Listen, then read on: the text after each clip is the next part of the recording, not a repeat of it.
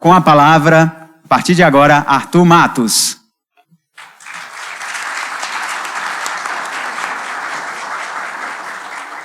Boa tarde, é muito difícil de falar depois de Marden, viu? Peço desculpa aí, professor, há muito tempo, tá certo?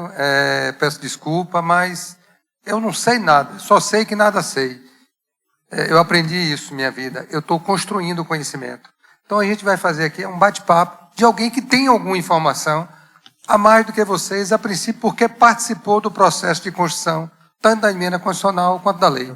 Então eu vou primeiro explicar o que é valor adicionado, porque se vocês não entenderem isso, não vão entender o que é reforma tributária. Se entenderem, tem meio caminho andado para entender o que é a reforma tributária proposta. Então vamos começar discutindo o que é valor adicionado. E para isso eu vou dar um exemplo.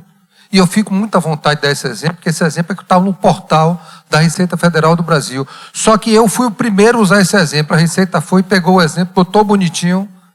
Eu digo, já que eu falei primeiro, num debate com eles usaram meu exemplo e transformaram como sendo o deles, eu também posso usar o deles. Aí peguei exatamente o exemplo deles e vou trazer para vocês. O que é valor adicionado e como é que funciona esse tal do imposto. Aí vocês vão facilitar, vai abrir a luz. É uma luz isso. O que é valor adicionado? Como é que funciona o imposto? Bom, primeiro, Marden já falou que a maioria dos países do mundo desenvolvido, eu diria, Marden, o único que não tem é os Estados Unidos. Todos os países desenvolvidos do mundo usam o IVA. O único que não tem é os Estados Unidos. Os Estados Unidos é a tributação só sobre o consumo. Todos os países do mundo têm tributação sobre toda a cadeia produtiva. Eu vou começar a usar a linguagem técnica e vou dizer para você. Vocês vão ver os caras falando B2B. Porra, que diabo é B2B? A primeira vez que eu ouvi falar, eu dizia uma questão de hermenêutica. Na hora. B2B nada mais é na atividade econômica de uma empresa para uma empresa. A venda de uma empresa para uma empresa. E quando eles falarem, que vocês ouvirem falar em B2C, não quer dizer nada mais do que de uma empresa para o consumidor. Aí, em vez de dizer da empresa para o consumidor, da empresa para B2B, B2C. Então a gente já aprendeu uma linguagem que vocês vão ouvir muito em palestra aí.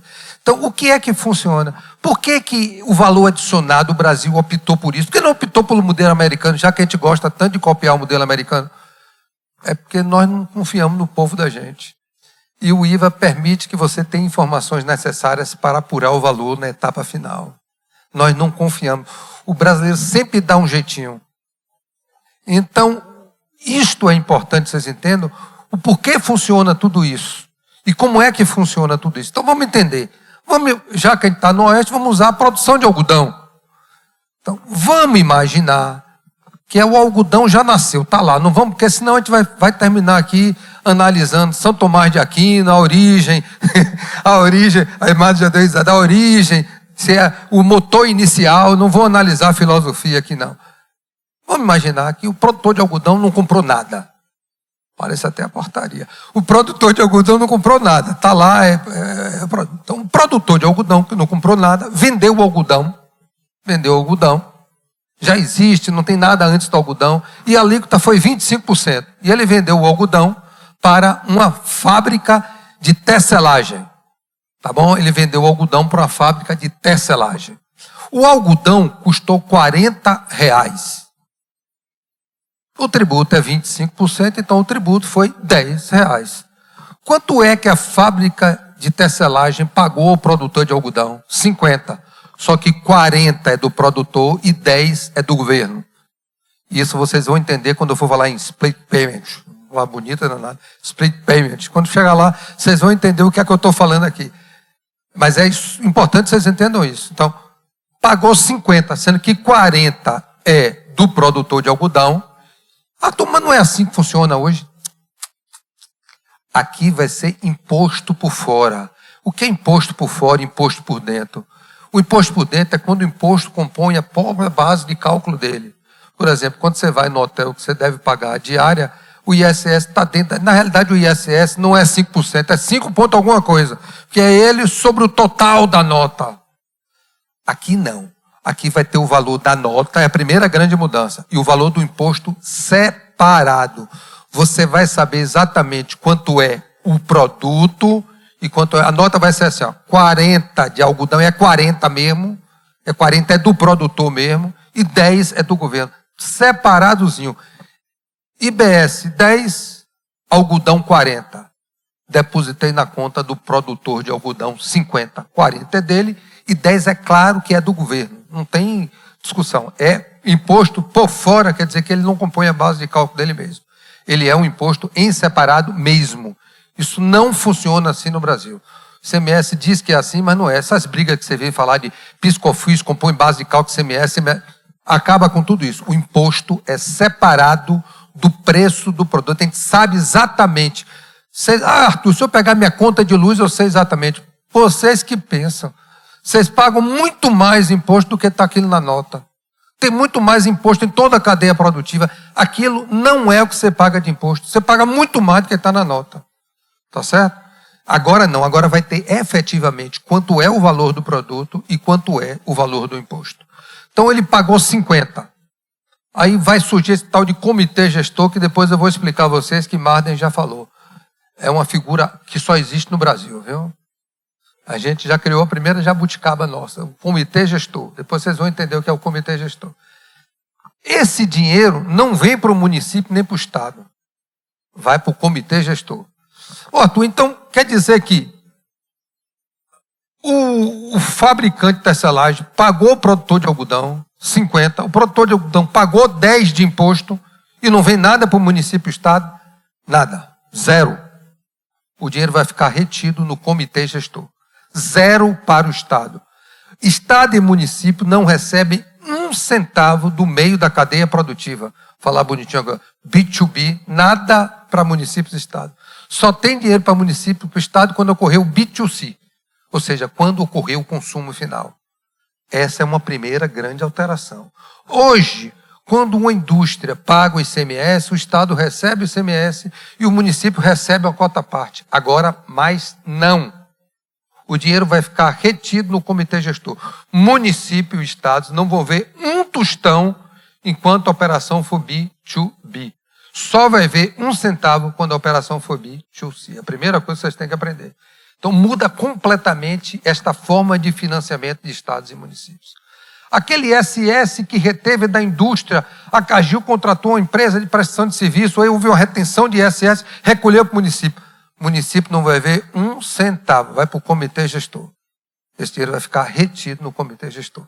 Então, entrou 10 para o comitê gestor, para município e estado, nada, zero.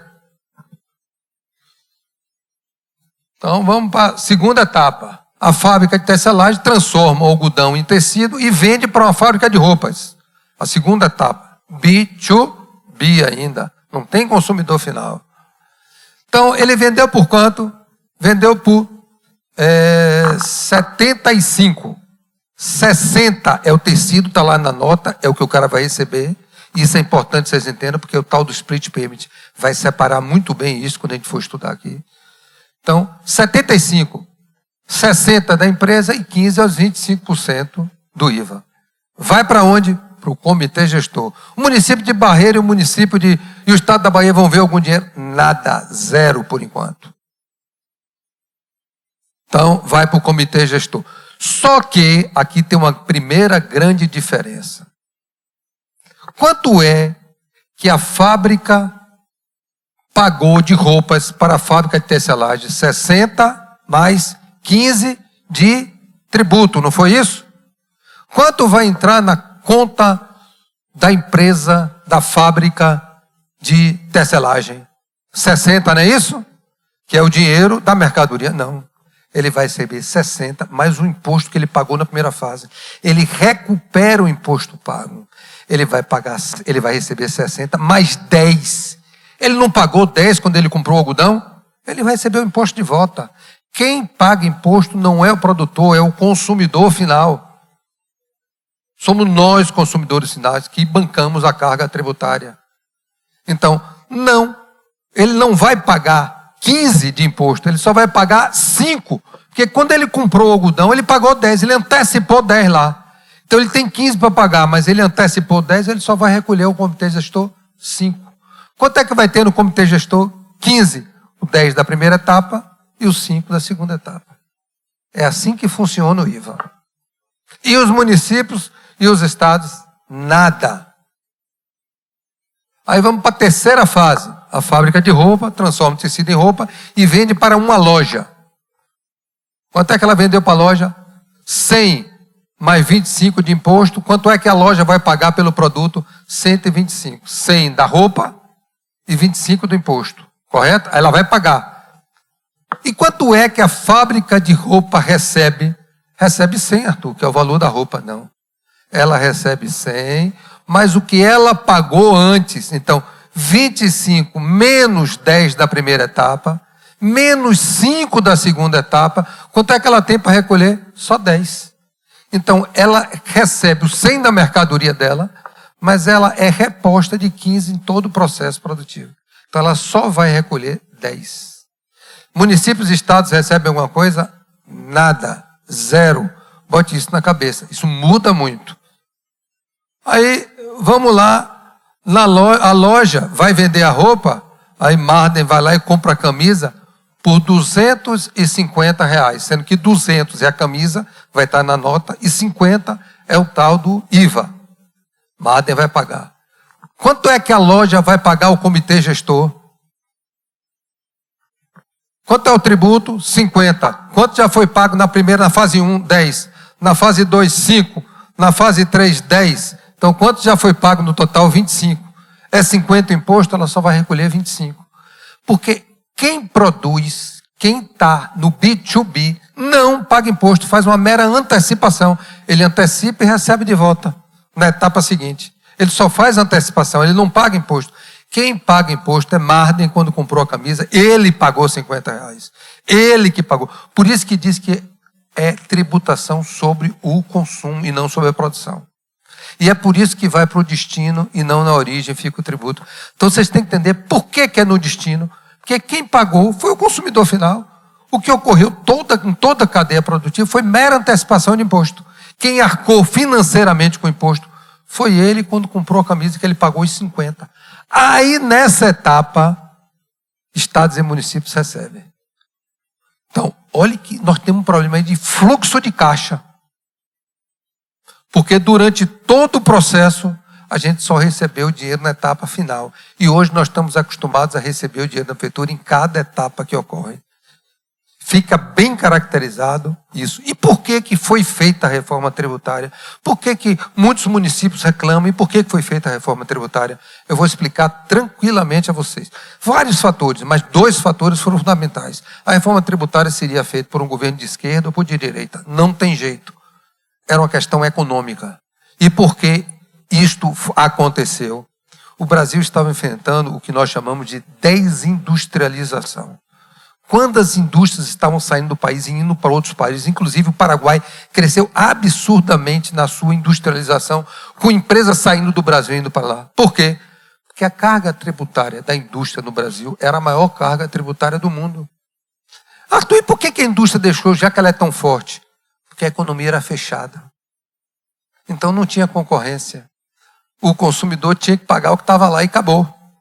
E acabou. Por que você compra um produto mais barato lá fora, no exterior? Porque a tributação sobre o consumo lá fora é menor da indústria. Agora, vá no salão de beleza lá na Europa para você ver quanto é o preço. E compare quanto é que você paga aqui. Lá é muito mais caro.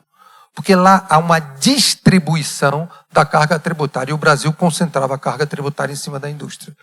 Então, isso estava acabando com a industrialização do país. Então, a primeira perspectiva da reforma tributária, o Bernard Arpin é muito claro nisso, a gente discutia muito isso, é reindustrializar o Brasil. É isso que ele espera. E o segundo, exportação. Nós somos um dos poucos países do mundo que exportamos imposto. Imposto não se exporta. Imposto porque os outros não exportam. E aí o meu produto fica mais caro. E como é que eu estou pagando isso, Arthur? Como é? Não tem um crédito do ICMS quando o cara exporta lá o algodão, a soja. Não tem um crédito do ICMS? Tem. Primeiro que o Estado não paga. Porque Marden já aprendeu isso aqui, com um ano de Secretaria da Fazenda. O dinheiro entrou na Fazenda, para sair está difícil. Meu irmão, para entrar é fácil, para sair está difícil. Para pegar de volta, o contribuinte pedir restituição é complicado. A gente gosta de arrecadar, mas não gosta de devolver. Então, os estados recebiam dinheiro, não tinham condições de devolver. Por vários fatores. Primeiro, porque o crédito era num estado e quem ganhava o imposto era o outro estado, por causa da questão do modelo brasileiro de ICMS. Então, eu vou dar um exemplo mais claro. Por exemplo, uma empresa de soja contratou uma empresa de segurança. Reteve o ISS da empresa de segurança e Roberto ficou todo alegre. Recolheu o cofre do município de Barreiras. Aí Roberto disse, mas a arrecadação de ISS aqui, a indústria aqui reteve o ISS. Quando essa indústria exportou, ela pode até recuperar o crédito de ICMS, mas esse ISS, ela não recupera. Ele vai dentro, ele é resquício de tributação. Com esse modelo, quem exporta não tem resquício nenhum. Então, a segunda expectativa do Brasil é a capacidade de melhoria do custo do Brasil e, portanto, melhores condições de aumentar a exportação. Então, o modelo foi criado para isso. E acredita-se que com isso o PIB cresça e acredita que com isso a economia cresça. Se for verdade ou não, a gente vai saber com o tempo. Tá certo? Mas é nisso que aposta a reforma tributária, é nisso que apostou a equipe do Ministério da Fazenda com a elaboração da reforma tributária. Então, a primeira parte é IVA. Minha primeira pergunta, amado. Entenderam o que é valor adicionado? Entenderam que no meio da cadeia produtiva você não vai ter um centavo lá em Riachão? Esqueça. Só vai ter quando houver o consumo final. E aí vem um problema. Na região metropolitana, onde é que está o consumo final? Em Barreiras. Então, a gente vai ver por que Barreiras não perde. E vai ver por que os outros municípios da região do Oeste perdem e perdem muito. Riachão, Formosa, São Desidério, vão ter uma queda muito grande, que são municípios eminentemente produtores.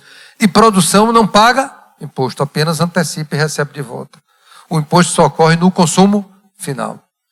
Então, em vez de ver uma guerra por indústrias, vai haver uma guerra por consumidores. Não, venha morar aqui em Riachão, que aqui o consumo é melhor, a qualidade. Venha morar em Luiz Eduardo, que o consumo é melhor. Vai haver guerra por consumidores e não guerra por indústria. Você consegue botar o segundo aí? Agora que vocês entenderam o que é valor adicionado, agora a gente vai poder estudar a reforma tributária. Porque se não entender isso, não vai entender nada, gente. O pessoal começa a dar curso de reforma tributária sem explicar o que é IVA. Tudo que eu vou falar aqui, eu vou precisar disso que eu expliquei a vocês agora. Tudo eu vou precisar disso. Bom, vamos lá. Aí, eu adoro mensagem. Eu sou muito parecido com o Marde da área da sociologia, da educação. Adoro a mensagem, eu adoro mensagem. Eu vou começar com uma mensagem e vou concluir com uma ou duas mensagens. Primeira mensagem. Livros, mentes, guarda-chuva. Eu esqueci paraquedas, viu? Somente serve se os abrirmos. O livro fechado não adianta de nada, o guarda-chuva fechado não adianta. E a mente fechada não adianta de nada. Então nós que trabalhamos na área tributária, nós cidadãos, se não abrirmos a mente, não vamos entender a reforma tributária. Vamos ficar resmungando só. Então é preciso estar com a mente aberta, porque é uma mudança de, se eu disser 360 graus, volta para a origem. É 359 graus, para não voltar para a mesma origem. Então vamos lá ver o que é esta reforma tributária. Quem é que sai de campo, quem é que entra em campo? É um time de futebol, está jogando futebol. Quem é que sai de campo e entra em campo? Quem sai de campo? É isso que a gente vai ver. Na União, quem sai de campo? Nos estados e no município. Quem entra para substituir esses jogadores? Quem é que sai na União? Sai o PIS, COFINS, já não vai existir mais a partir do ano que vem. Ano que vem não existe mais PIS, COFINS. Ok? Então, IOF seguro não é o IOF todo, é só o seguro, viu? Muitos professores estão esquecendo de relatar isso. O IOF seguro também deixa de existir. E o IPI não deixa de existir. Ele vai ter uma alíquota zero e adiante vocês vão entender qual é a diferença entre não existir e ter alíquota zero. Então, esse sai. E quem é que entra na União? Quem é que entra na seleção da União? A CBS, Contribuição sobre Bens e Serviços, e o imposto seletivo chamado Imposto do Pecado. O que é o imposto do pecado? Não, gente, não é sobre isso não. O imposto sobre pecado é sobre bebida. Lá vem vocês pensando, é sobre bebida, é sobre combustível, tá certo? Vai incidir sobre produtos que fazem mal à saúde humana, à saúde animal ou ao meio ambiente. Então, qualquer produto que faça mal ao meio ambiente ou que faça mal à saúde, especialmente à saúde humana, pode ser objeto de incidência desse imposto seletivo. Esse imposto é só da União. Arthur, a gente não tem nenhuma fatia desse imposto. Tem. Ele faz substituir o IPI na composição do fundo de participação dos estados e dos municípios. Então, Vecê, não se preocupe não que o fundo de participação do município não vai cair, porque o imposto seletivo vai substituir o tal do zero do IPI. Não sei se vocês sabem, 22,5% do imposto de renda e do IPI compõem a base de cálculo do fundo de participação dos municípios. Então, os 22,5% do IPI vai ser substituído por esse até 50% do imposto seletivo. Então, ele vai vir para isso. E 50%, então, vai ficar com a União e 50% vai ser distribuído com estados e municípios através do FPE e através do FPM. E a contribuição de bens e serviços, ela vai substituir principalmente o IOF seguro, o PIS e o COFINS. Ele entra em campo para substituir os três. Então, não vai existir mais isso, vai existir um tal de CBS, Contribuição sobre Bens e Serviços. Isso é da União. E nos estados e municípios, que é o que me interessa, Arthur, como é que fica?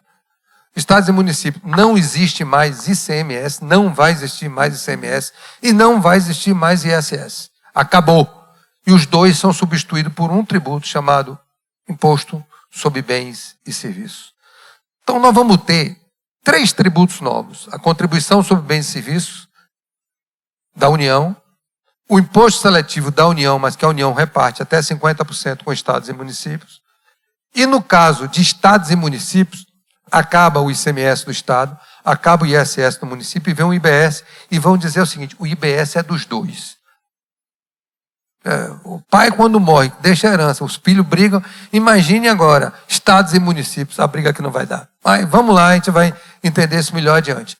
Então, quem sai no campo, nos estados e municípios? O ICMS e o ISS que deixa de existir. Agora, Arthur, não. Sei lá, no futuro eu vou falar mais adiante.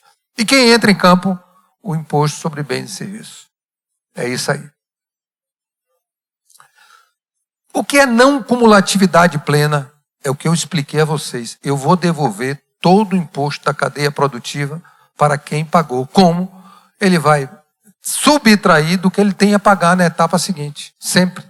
Então, não cumulatividade plena é garantir que não é a empresa que vai pagar o tributo. Quem vai pagar o tributo é o consumidor. Eu já falei de exportação, não cumulatividade. Outra grande mudança, e essa afeta vocês. Quando eu falo vocês, eu falo a região de Barreiras, a região do Oeste. Qual é a grande mudança?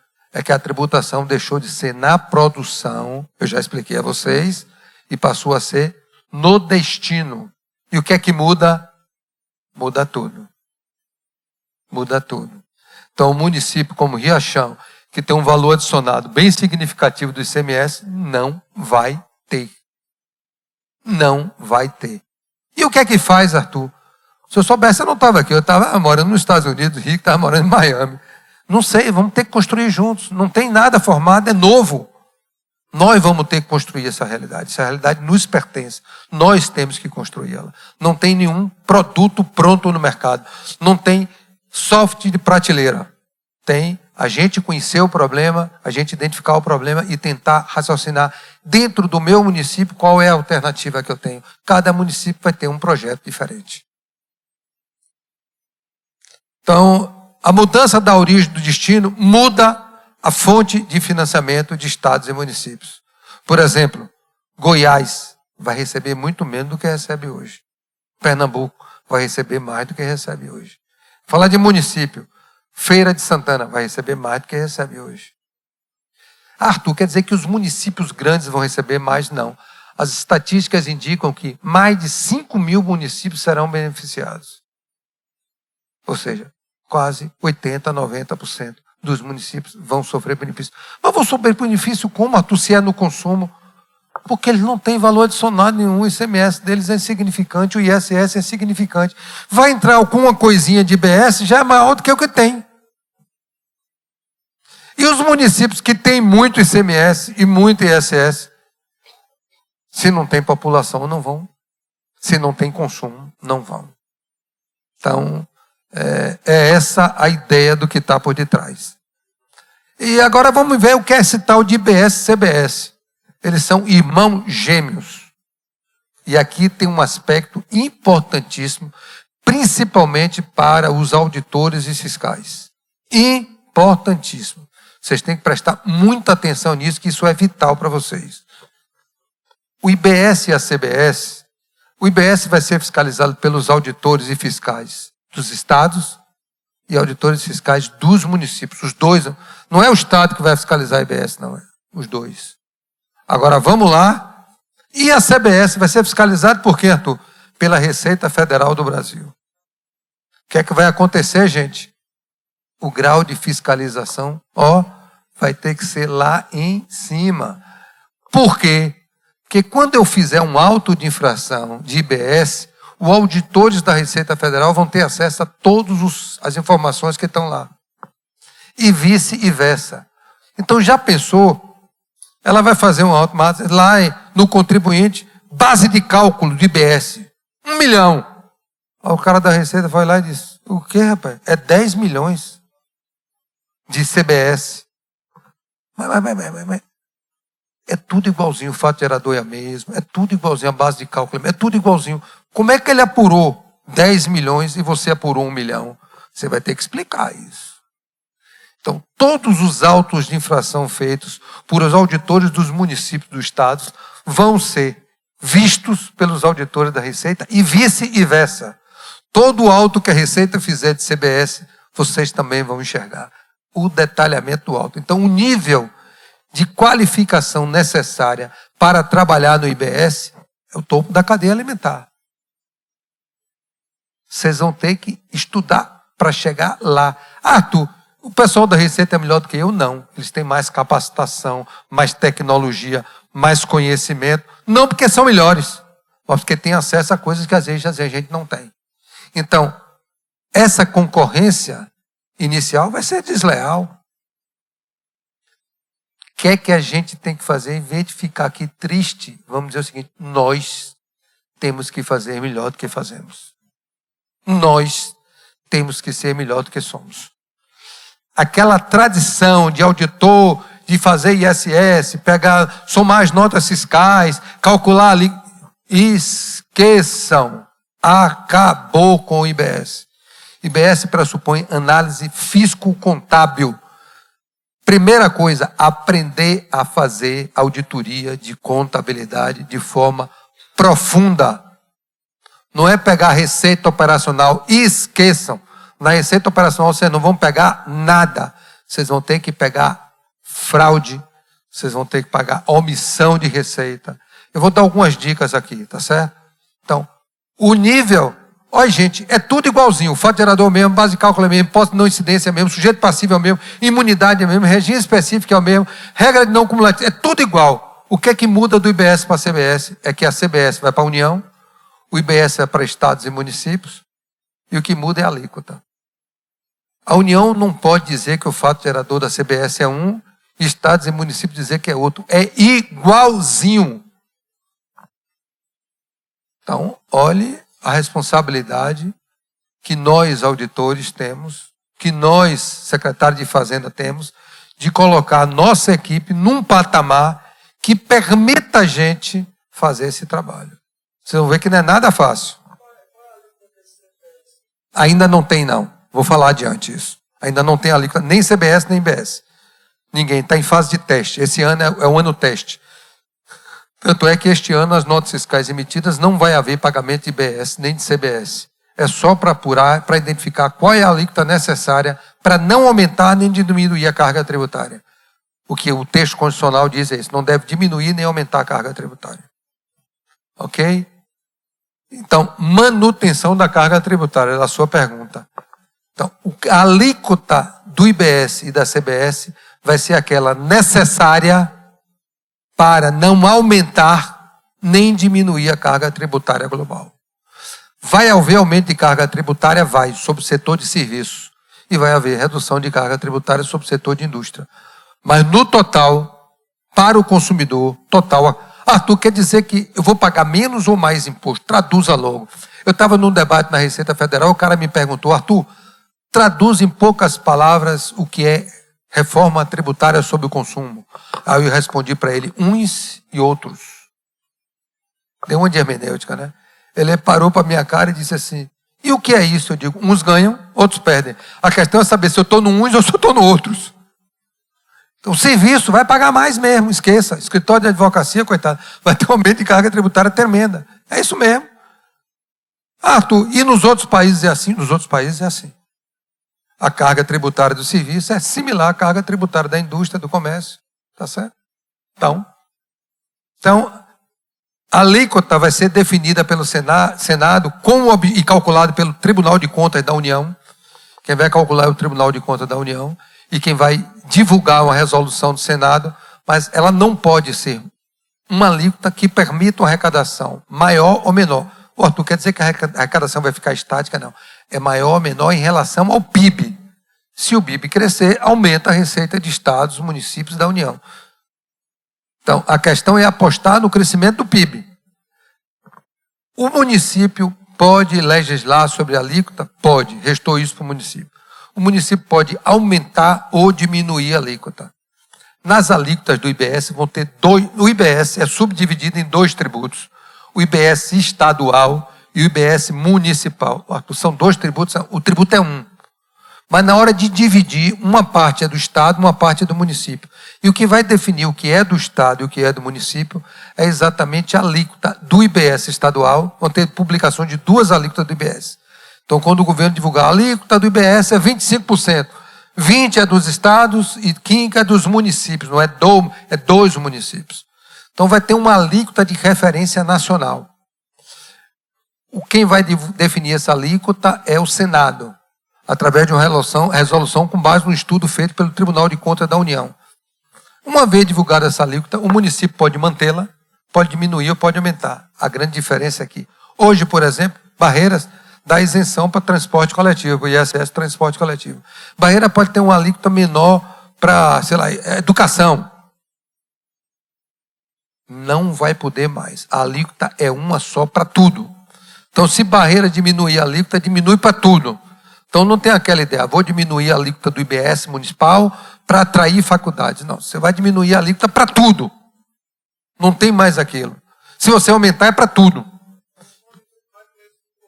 Vai através de uma lei ordinária encaminhada à Câmara dos Vereadores, a essa casa aqui. Então, se a Prefeitura de Barreira resolver que quer diminuir ou aumentar a alíquota, ela terá que mandar uma lei ordinária para a Câmara Municipal e essa lei ordinária tem o poder legal de fazer isso. Então, uma alíquota em São Desidério pode ser 5% e em Barreira pode ser 7%. Não tem impedimento. Quem vai definir a alíquota tem uma alíquota de referência que todos podem seguir, mas você pode fazer uma alíquota diferente através de uma lei municipal e o Estado pode fazer uma alíquota diferente através de uma lei estadual. Aí, o IBS estadual é uma definição de alíquota de lei estadual e o IBS municipal é uma definição de alíquota do município através, lógico, da aprovação de uma lei pela Câmara de Vereadores. E tem este poder. E somente só. Não faz mais nada. Não vai ter código tributário de IBS municipal, regulamento de IBS municipal, instrução normativa, esqueçam. A lei é uma só para o Brasil inteiro, igualzinho. A única coisa que vocês podem alterar, tem 2 coisas que você pode alterar, mas a outra eu vou falar no final. Hoje a única coisa que vocês podem alterar a princípio é a alíquota, ou para mais ou para menos. Vocês não podem legislar sobre IBS, esqueçam. Vocês têm que seguir a legislação federal, que é uma só, que é a Lei Complementar 214, que já foi aprovada e publicada em janeiro do ano passado, e a lei que deve estar sendo publicada no Diário Oficial de hoje. São 2 leis complementares. Hoje, provavelmente, a União está publicando no Diário Oficial a 2ª lei complementar que versa sobre a reforma tributária. Vão ter regimes específicos, regimes favorecidos, alíquota reduzida. Não vai ter só um modelo. Por exemplo, educação vai pagar menos. Educação vai ter uma redução de alíquota. Essa redução de alíquota, Arthur, é para todo mundo? É para todo mundo.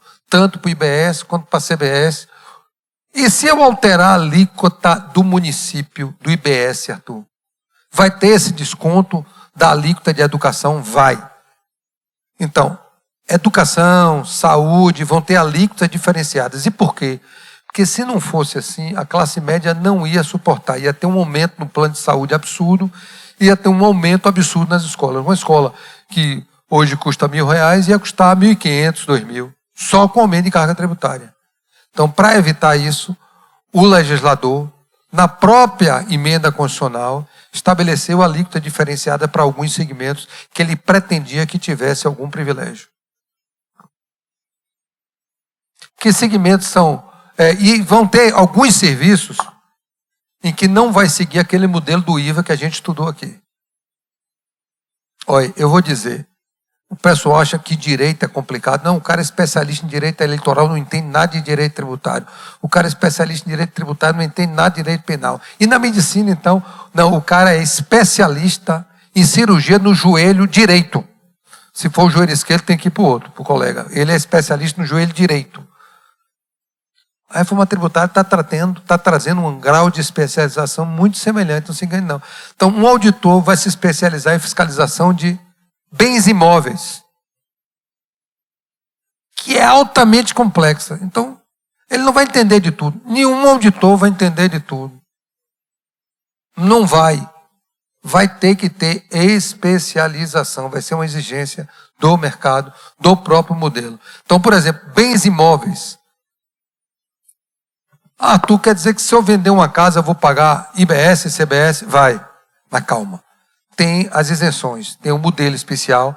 Se você vende uma casa uma vez na vida, é uma coisa. Você não é... Mas se você vive eternamente vendendo casa, vai pagar. A locação de máquina que não paga ISS, vai pagar IBS? Vai. O IBS, um professor de direito tributário muito conhecido, ele numa palestra, ele disse, IBS é imposto sobre tudo. Só não cobrou sobre o ar. É sobre tudo, não sobrou nada. Hoje, aquele pessoal que não paga nenhum imposto sobre produção, vai pagar o imposto sobre consumo. Então, locação de imóvel, vai pagar IBS? Vai. Não é só imposto, não, vai pagar IBS também. Aí, locação de máquina, vai. E não sei o que, vai. A pergunta é, vai tudo. Tanto é que ele brincou que é um imposto sobre tudo. Então, eles botaram lá assim, cobra sobre tudo, está lá na lei. Não tem saída. Então, aquele negócio de, não, eu não estou, vai pagar. Então, e vão ter vários regimes especiais, por exemplo, bens imóveis, serviço financeiro. Já pensou aplicar o IVA no serviço financeiro? Ia ser altamente complexo. Então, vão ter segmentos que vão ter tratamentos diferenciados e que vai exigir um certo grau de especialização da fiscalização, senão a fiscalização vai ser enrolada por um bom contador. Porque o bom contador vai se especializar também, não se engane não. Então, esses segmentos, hotelaria, plano de saúde, jogos e apostas, outros produtos monofásicos, energia elétrica, cada um desse tem um regime especial.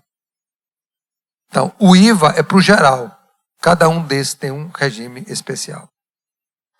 Sociedade cooperativa, bares e restaurantes.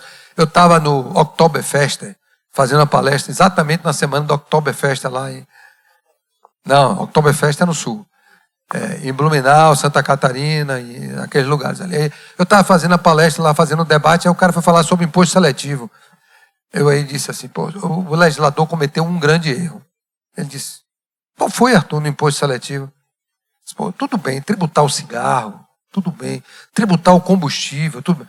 Mas tributar a cerveja, aí a plateia levantou, era Oktoberfest, o pessoal do lado vai beber cerveja, mas vai pagar, viu? O pessoal da cerveja vai pagar mais caro. Então, educação, saúde, todos eles terão uma alíquota de 40%. Então, se a alíquota do IBS for 25%, saúde e educação vai pagar 40% de 25%. A alíquota de educação vai ser de 10%. Ok? Então, a alíquota de alguns segmentos já está definida desde o texto constitucional, será uma alíquota com redução de 60%, ou seja, é 40% de alíquota. E aí está educação, esporte, saúde, soberania nacional, insumos e produtos agropecuários. O pessoal do agronegócio conseguiu colocar essa redução lá. O pessoal é forte no Congresso, né? pessoal conseguiu colocar lá, vai ter uma redução. O argumento é que isso é para produção de alimentos, de alimento para a população. Então eles conseguiram aprovar. Isso não estava no texto original, mas foi aprovado. Transporte coletivo, tudo isso aí vai ter redução de alíquota. No caso do transporte coletivo, a alíquota vai ser 0. Então, na realidade, Barreira já se antecipou colocando 0 no ISS, não vai mudar nada para vocês, porque aqui vai ser 0 também. Isso vai estar definido na Lei Complementar 214. Outros segmentos que foram favorecidos, os advogados partiram para cima. Pô, a gente paga... Eu pago sobre sociedade profissional e você me vem sobre tributação. E aí negociaram com os advogados, eles pediram 70% de desconto, foi dado 30%. Foi negociado com o Congresso. Então, a alíquota da sociedade, hoje chamada sociedade uniprofissional, vão pagar sobre receita e vai ter um redutor de alíquota de 30%. Então, se a alíquota é 25%, ele vai pagar 70% de 25%, o que é um aumento substancial nesse segmento. Se prepare aí quem tem cliente que é advogado, os advogados vão pedir reequilíbrio econômico financeiro dos contratos. Regime automotivo, teve uma exceção, eu vou falar porque tem muito a ver com a Bahia, que foi um acordo para a BID vir para a Bahia. Então foi feito um acordo exclusivo, não vai afetar o IBS, então não afeta o nosso dinheiro, vai afetar só tributos federais. Mas eu tenho que falar porque, como é Bahia, isso teve um efeito. E esse acordo foi feito para qualquer indústria automobilística que venha a se instalar, acabar de se instalar entre 2029 e 2032, desde que seja no Nordeste ou Centro-Oeste. O pessoal do Sul retou, Sul e Sudeste não teve. Se uma indústria automobilística partir para se implantar no Sul e Sudeste, não tem esse benefício. Esse benefício foi um acordo feito aí pelo Nordeste, especialmente pela Bahia, tá certo? Junto ao Congresso Nacional. Cesta básica. Isso não estava no projeto original. No projeto original estava o cashback. Todo mundo sabe o que é cashback, porque compra em loja. Aí o cara da loja disse, só tem um cashback aqui, volte aqui, seu besta, para você comprar mais, para poder ganhar um dinheirozinho de um desconto. A ideia era que se criasse só cashback. E eu vou explicar adiante o que é cashback e como funciona na questão tributária. Só que o Congresso disse não. E o Congresso é o legislativo. É quem dá a palavra final. O Congresso disse não, a cesta básica não vai ser tributada. Existem duas cestas básicas que estão produzidas, estão anexas à Lei Complementar 214, uma com alíquota 0, outra com alíquota reduzida. Sua pergunta, filé mignon, está na cesta básica, não vai pagar imposto. Porque filé mignon, o povo come muito filé mignon, picanha e tal. Entendeu? Então não vai pagar. Não vai pagar, vai estar isento, vai ter alíquota 0 de filé mignon e de picanha, para o povo poder comer filé mignon e picanha. Alíquota 0, tá certo? E vai ter outros produtos que vão estar na alíquota reduzida. Então, atrair população de baixa renda não vai resolver o problema do município. Porque ele vai consumir um produto que não vai pagar imposto, então você não vai ver a cor do imposto. Então, olha o dilema quando se implantou a cesta básica, você trouxe. Você trouxe um dilema. Se eu atraio população, eu ganho mais. Mas se eu atrair população de baixa renda, não ganho nada. Porque o que ele vai consumir não paga imposto. Se não paga imposto, é no consumo, eu não recebo nada. Ok? E o que é tal de cashback? Isso foi uma teoria de um auditor do Rio Grande do Sul. O cara criou uma auditoria, uma teoria, não sei se foi numa tese de mestrado, doutorado, não me lembro agora, onde ele defendeu a seguinte tese. Em vez de dar isenção, por que a gente não devolve para o pobre o imposto pago e todo mundo paga imposto? Então, quando você comprar o filé mignon, você vai pagar o imposto. E quando o pobre comprar, ele vai pagar, mas ele vai ter de volta. A ideia do cashback é devolver à população de baixa renda o imposto que ela pagar. E aí fazer a diferenciação, não dando isenção do produto, mas cobrando de quem pode pagar e devolvendo para quem não pode pagar. Aí o API teve uma grande ideia. Vamos exigir o CPF na nota. Eu digo, eu vou lhe levar no interior da Bahia, eu quero ver se você chega numa feira e vai dizer o cara da feira, eu quero a nota. Se o cara lhe der, eu concordo com sua ideia. Aí o cashback foi perdendo força, mas ainda existe. E o cashback vai incidir sobre o quê? Sobre aqueles produtos que não estão isentos. Exemplo, gás. Exemplo, energia elétrica. Então vai ter cashback ainda, não no modelo original da emenda, da proposta de emenda do PL, da proposta de emenda 45, que foi a proposta da qual eu participei da elaboração, mas sim vai ter o cashback sobre alguns segmentos, como é o caso de gás, de cozinha, energia elétrica, água, Sobre isso, vai ter o cashback. Aqui tem a segunda novidade. Os municípios podem ampliar o cashback. Só que eles vão ampliar com o dinheiro deles. Então ele vai dizer, o cashback de gás é 100% do ICBS e 20% do IBS. Aí o município de Barreira disse, não, eu não quero que minha população de baixa renda pague imposto sobre o gás. Então pode, por uma lei municipal, a lei também pode, além de alterar a alíquota, pode ampliar o cashback. Tá certo? Não pode ampliar além do limite. Só que quando ele amplia, ele deixa de receber aquele dinheiro. Não é para todo mundo, é só ele. Ele vai diminuir a receita dele. Então ele pode ampliar um cashback, ele tem que fazer o estudo econômico para ver se vale a pena ampliar esse cashback, mas ele pode. Então o município e o Estado podem legislar sobre duas coisas, sobre a alíquota e sobre o cashback. É esse o segundo instrumento que eu falei com vocês. Simples Nacional, como é que fica? Tem muita mudança no Simples Nacional, mas não na estrutura do Simples. Não na estrutura do Simples. Eu vou falar algumas mudanças e vou falar outras que não são. Hoje o Simples Nacional faz a opção uma vez por ano. Vai fazer duas. A carga tributária do Simples Nacional vai continuar a mesma que existe. Cada ano tem a tabela, tem não sei quantas mil tabelas na Lei Complementar 214. Do Simples Nacional é uma para cada ano. Então, não vai haver aumento de carga tributária, a princípio, por Simples Nacional. Não vai haver. Exceto aquelas atividades que hoje não pagam nada. Por exemplo, se tiver uma empresa no Simples Nacional que faz locação de máquinas, essa vai ter aumento de carga tributária, porque ela vai passar a pagar o que ela não paga. Mas só esses casos. Os demais casos, tudo como dantes no quartel de Abrantes. A alíquota, as tabelas tiveram o objetivo de manter a carga tributária atual para as empresas do Simples Nacional. Tá certo? E o que é que mudou substancialmente no Simples Nacional? Essa foi uma discussão que a gente teve muito grande lá no CICIF, na FGV. Qual foi a discussão? Roberto tem uma empresa no Simples Nacional. Versiani tem uma empresa que não é no Simples Nacional. Como é que vai funcionar o Simples Nacional? Você vai ter duas opções. A opção do Simples Nacional integral, que eu chamo de integral, e a opção do Simples Nacional, que eu chamo de parcial.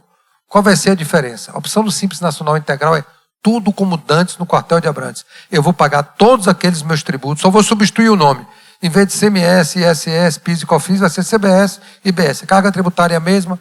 Eu vou pagar do jeito que estou pagando hoje, com aquele documento único, com DASN, tudo como é hoje. Ou eu vou poder optar em dizer o seguinte, para o IBS e CBS, eu saio do Simples Nacional e continuo no Simples Nacional para os demais tributos. Então, é facultado, não é obrigado, a empresa do Simples Nacional fazer esta opção. Eu quero continuar integralmente como Simples Nacional ou eu quero ter direito a crédito e quero ser tratado como contribuinte normal para a IBS e CBS. Qual é a diferença? Quando a empresa do Simples Nacional optar por ela continuar como está hoje, ou seja, recolhendo tudo como tributo, aquilo que eu chamo de Simples Nacional integral, se ela optar por isso, ela não tem direito a crédito. Porque ela paga sobre faturamento. Por que ela vai ter direito a crédito? Então, aquilo que a gente viu no início, de que desconto, não vai ter quando a empresa for Simples Nacional. Então, quando a empresa for Simples Nacional, ela vai ser equiparada ao B2C. Ela vai ser equiparada a um consumidor final. E todo tributo que ocorreu na cadeia produtiva até chegar a ela será anulado e distribuído para estados e municípios. Tá bom? Se ela optar em sair do Simples Nacional para o IBS e CBS, se ela fizer essa opção, aí não. Aí ela funciona como contribuinte normal para a IBS e CBS, tendo direito a crédito, tendo direito à recuperação, tendo direito a tudo isso. E por que isso foi criado, Arthur? Aí tem uma casca de banana. E tem mesmo. Você não está errado, não. E qual é a casca de banana que tem aí? É muito simples. Você já imaginou? Vou botar o meu exemplo. Roberto tem uma empresa no Simples Nacional, Versiani tem uma empresa fora do Simples Nacional. Marden vai poder comprar na mão de um ou do outro. Fornece o mesmo produto. Se Marden comprar na mão de Roberto, ele tem um crédito somente do montante do tributo pago pela empresa de Roberto, que é bem menor do que o montante de tributo pago pela empresa de Versiani. Então ele vai ter um crédito menor. O que é que as grandes empresas oligopolistas vão fazer no mercado? ou você sai do Simples Nacional, ou eu só vou comprar na mão Universiane. Porque quando eu compro na mão Universiane, eu recupero mais crédito, eu ganho mais. Então, para evitar que quebrasse o Simples Nacional, foi permitido isso. Lógico que o Simples Nacional no varejo vai optar em continuar com o Simples Nacional integral. Mas no meio da cadeia produtiva, ele pode ser forçado pelo mercado a sair. E para ele não sair integralmente do Simples Nacional, porque um dos grandes problemas do Simples Nacional é a contribuição patronal, a gente sabe, a contribuição previdenciária. Então, para ele não perder isso, foi criada essa opção. Essa opção foi criada, inclusive, numa reunião que a gente teve em São Paulo, discutindo essa matéria. Então, foi criada, não é obrigação, mas é um direito, para permitir que ele continuasse, pelo menos como simples demais tributos, se ele sofrer pressão das grandes empresas. É esta a ideia que está por detrás.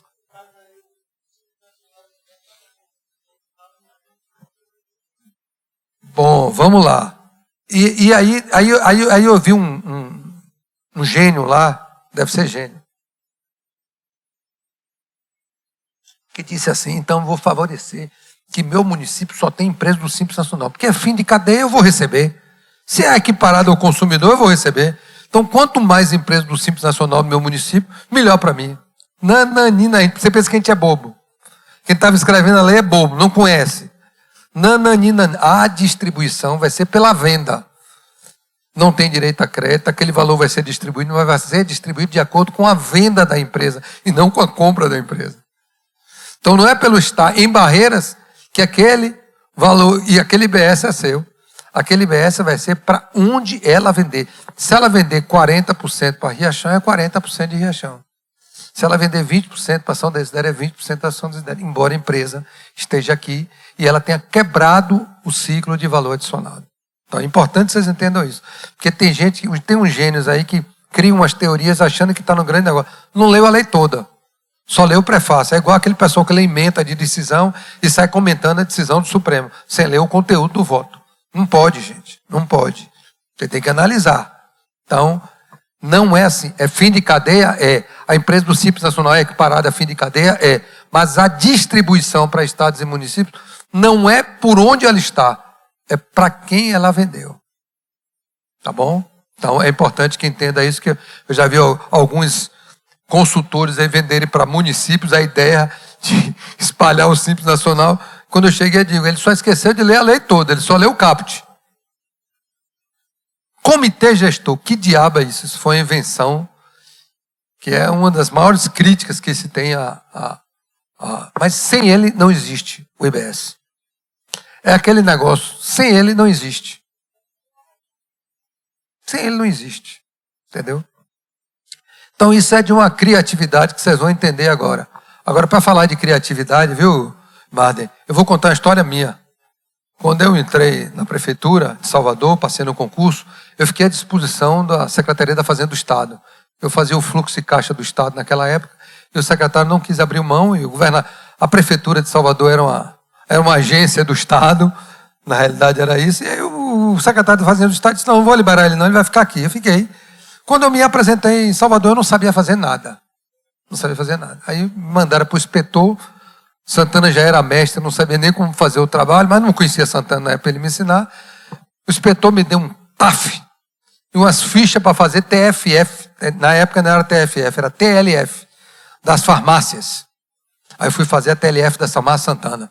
Aí cheguei na farmácia Santana, o cara me botou um bocado de raiz lá, eu nunca tinha visto aquilo. Parecia até raiz quadrada para aquele aluno de escola que via aquele negócio, aquelas raiz lá na mesa. Eu não sabia que diabo era raiz, nunca tinha visto aquilo na minha vida. Aí o cara botou raiz, pode calcular. Aí eu parei, calcular o quê, meu Deus do céu? Eu fiquei olhando. Olha, eu lhe juro que eu olhei a tarde toda para os documentos, folheava os documentos, igual aquele cara que finge que está lendo aquele livro grosso, letra miúda, folheando os documentos, folheava os documentos, não saía nada. Aí eu voltei para a repartição, procurei meu inspetor, que era Edício, procurei Edício e disse: Edício, eu não vou ter condições de trabalhar aqui não, vou voltar para o Estado, o secretário da Fazenda prometeu até um aumento, vou voltar para o Estado, não tenho a menor condição de ser auditor em minha vida. Esse negócio de auditor é coisa de maluco, negócio de cobrar imposto dos outros, negócio cheio de conta, cheio de não sei o que. Você está doido? Eu prefiro fazer meu fluxo de caixa, não tenho a menor condição de ser auditor em minha vida. Aí o cara disse: não, seu irmão é muito meu amigo, seu irmão morreu, eu não vou deixar você largar um negócio desse não. Isso aqui é o futuro do setor público, não. Eu vou lá com você amanhã e lhe mostro como é que faz. Hoje, eu estou de paletó aqui em respeito a vocês, mas eu não uso mais paletó. Mas na época eu andava de paletó. Eu trabalhava na fazenda, no gabinete de secretário, tinha que andar de paletó. Aí andava de paletó, fui de paletó, e a Dísio, que era o inspetor, que era meu chefe, foi de camisa de polo e tal. Aí Dísio aí sentou, pegou uma máquina de calcular, pegou aquelas raízes, calculando e preenchendo a ficha, eu olhando só. Eu em pé olhando, ele fazendo trabalho. Aí a gerente da farmácia Santana me chamou e disse: ô doutor, está tendo algum problema? Eu disse: por quê? Ele disse: não, porque seus colegas chegam aqui para fiscalizar a farmácia e meia hora vão embora. O senhor veio ontem, ficou a tarde toda, votou hoje, ainda trouxe uma pessoa, eu digo, ele lá e eu aqui. Eu virei para ela e disse: ô minha filha, rapaz é estagiário, eu estou ensinando a ele. Eu ia perder minha pose. Rapaz é estagiário, pô. Deixa o rapaz fazer. Você não viu que eu estava olhando o que é que ele estava fazendo? Eu não ia perder a pose. Então o comitê gestor não vai perder pose. O que é o comitê gestor? O comitê gestor é representação de estados e municípios. Vão ter 58 pessoas mandando no comitê gestor. Olha, um mandando não dá certo, mas 54 pessoas mandando. 27 representando os estados e 27 representando os municípios. Os estados e o Distrito Federal só tem 27, é um de cada. Agora os municípios têm quantos? 5.000 e lá vai fumaça. E só vão ter 27 representantes. Como é que fica isso? Aí virou uma guerra. Então vão ter, é paritário. É 27 contra 27. Então, como é que funciona esse comitê gestor? O que é que ele vai fazer? Ele vai fazer o papel do legislador do tributo. A gente não faz decreto de IPTU, decreto de impugnação, decreto de ISS. Quem vai fazer tudo isso é o comitê gestor. Então vai fazer, vai receber pronto. Então o comitê gestor vai editar regulamento único, uniformizar a interpretação e aplicação da legislação do imposto. A gente sabe que tem uns colegas nossos que dizem assim: minha opinião é essa e eu não mudo. Eu entendo o ISS assim. Acabou. Esse está desempregado. Ele não vai ter que entender nada. Quem vai entender é o comitê gestor. Ele vai ter que cumprir. Porque senão ele vai responder sob as penas da lei a processo administrativo. E o processo administrativo não é o do município, não, no caso de auditores fiscais. É o processo administrativo aplicado à União, que é extremamente rigoroso. E, inclusive, vai ser processado pelo Ministério Público Federal, não é estadual. Então, não é brincadeira não, viu? Não é brincadeira não. Então, vamos entender que quem vai dizer o que é, quem vai interpretar é o comitê gestor e não cada um pega a sua pasta e acha que é o dono da verdade. Acabou. Acabou. Arrecadar o imposto, só quem arrecada o imposto é o comitê gestor. Ele arrecada e ele distribui para cada um. Decidiu o contencioso administrativo. Esse julgamento de auto de ISS acabou. A decisão vai ser feita conforme regras do comitê gestor. É o comitê gestor. E vai ser o quê? Um órgão de julgamento por estado. Pode ter várias câmaras, mas vai ser um órgão. E ele vai ser paritário. Metade por cento de representantes de auditores e fiscais do município, metade de representantes de auditores e fiscais do estado. Tá bom? Então, mais adiante a gente pode falar, se alguém tiver dúvida, de como vai funcionar isso. Eu não vou entrar no detalhe, porque não é o objeto aqui. O objeto aqui é de chegar ao impacto no município de Barreiras. Então, o comitê gestor vai ser o todo-poderoso. Olha, ele é tão poderoso que os deputados e senadores perceberam isso, Lucas, e disseram o seguinte: nós, congressistas, podemos convocar o presidente do comitê gestor do mesmo jeito que a gente convoca o ministro de Estado. Ele foi equiparado a ministro de Estado. E eu diria mais, ele é maior do que qualquer ministro de Estado, exceto da Fazenda. Porque ele vai ter um orçamento muito maior do que todo mundo. Gente, o ICMS é o imposto que mais arrecada no país. Agora juntou ICMS e ISS. Não tem imposto de renda, não tem ninguém. A estrutura é autônoma, com dinheiro. Tem um poder tremendo este órgão. Um poder tremendo este órgão. E como é que vai compor esse órgão? 27, já disse, 27 membros dos estados, sendo que no caso dos estados, obrigatoriamente serão os secretários da Fazenda dos estados. Então o secretário da Fazenda do estado da Bahia vai ter uma cadeira no comitê gestor. E dos municípios, como é que vai funcionar? A gente adora eleição, vai ter 2 eleições, não, 2. Uma para 14 membros e uma para 13 membros. Como é que vai funcionar isso? A eleição de 14 membros, cada município tem direito a um voto. Não interessa se o município tem 5 mil habitantes. Ele vai ter o mesmo voto que o outro município que tem 1 milhão de habitantes. É um voto por município. E aí vai representar os 14. Por isso que a CNM saiu forte no processo. Porque a CNM tem a maioria dos municípios e ela vai, com certeza, indicar os 14. Ela não perde essa eleição nem que Juvenal queira. Esqueça.